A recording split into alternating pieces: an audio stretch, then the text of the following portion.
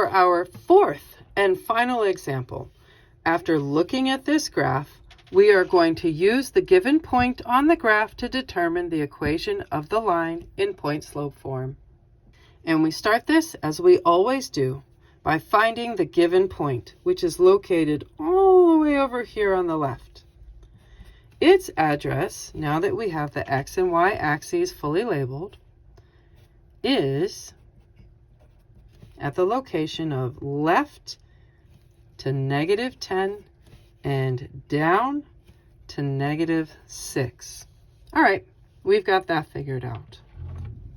Now we can start the process of finding the slope, which we always do by looking at the graph and determining where clean coordinate points are, because we need to see where the line crosses exactly through the corners of the grid, of the coordinate plane.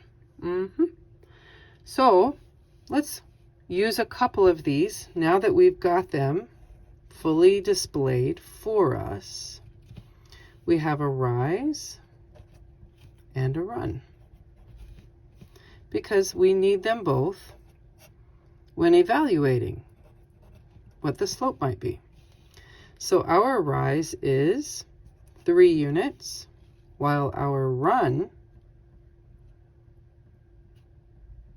is 12 units. And we also need to discuss whether or not this is a positive or negative slope.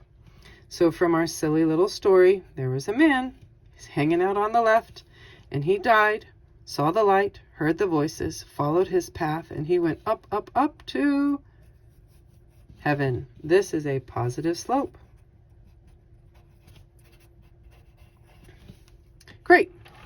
Now that we know for sure that this is a positive slope, we can evaluate our rise and run as 3/12, which can most definitely reduce to being 1/4.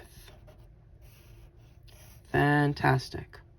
Okay, we were not gifted a framework, so let's build one for ourselves. Y minus y sub 1 equals m times the quantity of x minus x sub 1. Good. Now we can place in our numbers. Our y sub 1 was -6. Our slope, m, was 1/4. And our x sub 1 was -10. Finally, moment of truth. Let's get this done.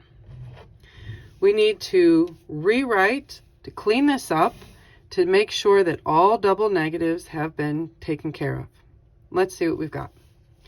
Y minus -6. Oh, wow, right there at the very beginning. Yep, we've got a double negative. So a negative and a negative make a positive.